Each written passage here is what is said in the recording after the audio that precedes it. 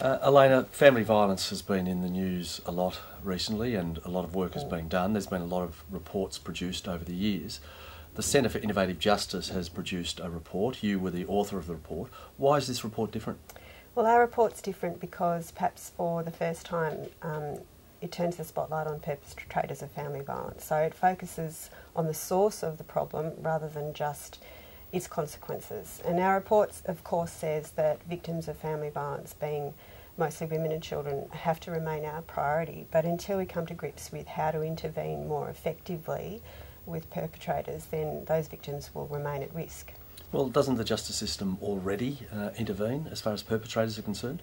No, yes, it intervenes, but unfortunately that intervention is not effective and certainly not proactive.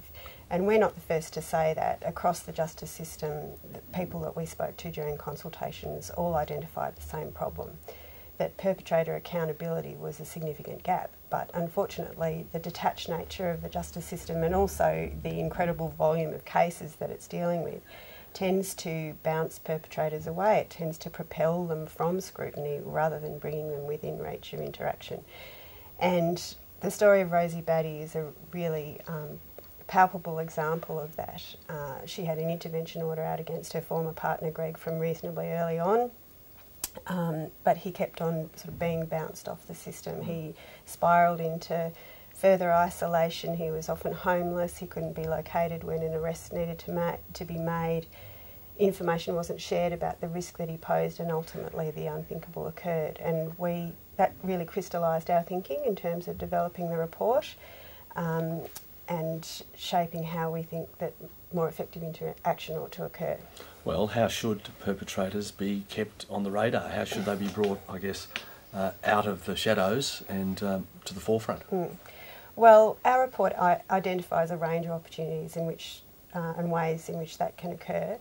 And the ambition of the report was actually not to say that the entire system should be redeveloped, but to instead identify programs or initiatives that are already occurring, either in Australia or internationally, which do that, which bring perpetrators under the spotlight, keep them on the radar, rather than letting them slip away. So what we wanted to do with this report is to make that seem possible. So we've stepped out a number of stages along the spectrum of the justice system in which that can occur. So one of the areas we nominate is in early intervention programs with children who are exposed to family violence, because we know that the damaging effects that exposure can have, both in terms of propelling them into offending behaviour and also into the use of violence themselves as adolescents. We talk about the evidence from men's behaviour change programs, which as a sector are quite profoundly underfunded, but if supported better, could really make a difference to a number of the men who already seek help and want to change their behaviour, or who are ordered to attend a program by the court. And then we step out opportunities that exist at police call-out, and in addition to police making an arrest or issuing a safety notice, police also have an opportunity to refer men to appropriate services to address the myriad problems that many exhibit, whether it be mental illness, drug or alcohol abuse, homelessness in particular is the one that we address, and try and bring them under the radar and into a sort of relationship of interaction with the justice system where more information is available at an earlier point. And what about when a matter finally gets to court? Do you talk about courts having more of a proactive role? Absolutely, the courts are crucial. So often interaction with a court is the first time that a perpetrator of family violence has ever been called on his behaviour by an external authority. And often it's also the first time that a perpetrator of family violence has had any interaction with any other service for associated problems. So he hasn't sought help before for his mental illness, he hasn't sought help before for his drug or alcohol addiction. That interaction with the court, particularly that initial interaction, is a crucial opportunity that has to be seized better, and we step out a number of ways in which that can occur. Such as? Such as being referred to a health service, such as being referred to a range of, to a men's referral service, such as their interaction with respondent workers, who are support workers at court, who are there specifically to interact with respondents, such as their interaction with duty lawyers, who can all send that consistent message that that behaviour is not appropriate and that there will be consequences if it continues. And then, of course, the interaction with the magistrate or the judge is the most crucial interaction of all. And we consistently throughout our consultations, that was the theme that kept on coming back, that the interaction with a particular magistrate made all the difference in the world to the victim's experience, but also to a perpetrator's understanding of how serious this is and what's going to happen if he keeps it up.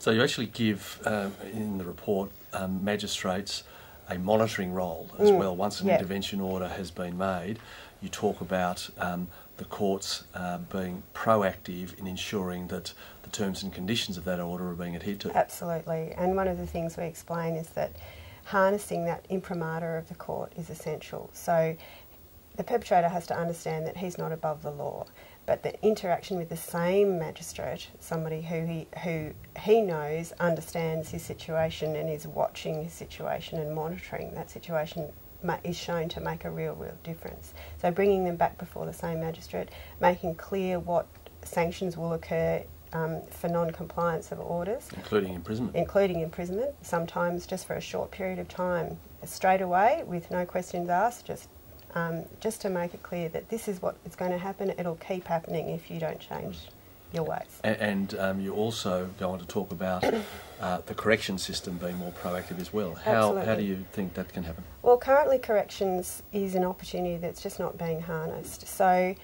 there are some people who are in prison or are on community corrections orders for family violence related offences, and there is an opportunity there for supervision that is occurring but could be better coordinated. But when someone is actually in a prison, a lot of the time for family violence offences, they're there for a very short time, so they don't have the opportunity to be connected to relevant treatment or rehabilitation. Meanwhile, there's a lot of family violence background to the general offender population, and that's just not being screened for or identified. And there's an opportunity there for much better identification and then connection to treatment and rehabilitation before the offenders get out again. Similarly, there's an opportunity for treatment and identification of female offenders, because a lot of women prisoners are there for reasons related to, whether indirectly or not, to family violence, and that's an opportunity that's not being seized as well. So the theme running throughout the report is intervening early, intervening often, using the imprimatur of the court to oversight any orders that are made. There's an enormous cost surely associated with all this.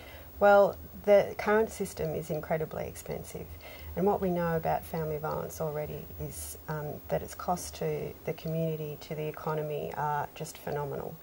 And the labour-intensive nature and the late intervention culture that is attached to the current justice legal system response is cementing that cost.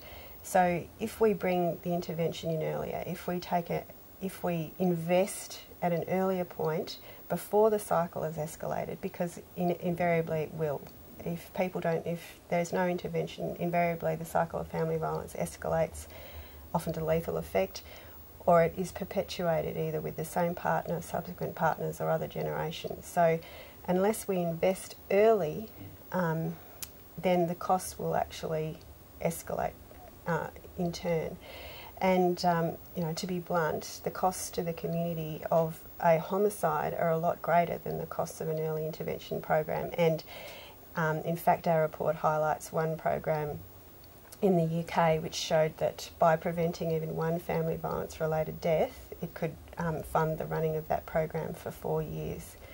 So to us that seems a bit of a no-brainer. You intervene early, you intervene often, you intervene consistently, and you stop the cycle of family violence from continuing. Okay, so the Centre for Innovative Justice has produced this report. Where to from here? What's going to happen with it? Well, it's not going to sit on a shelf. We don't like to do that.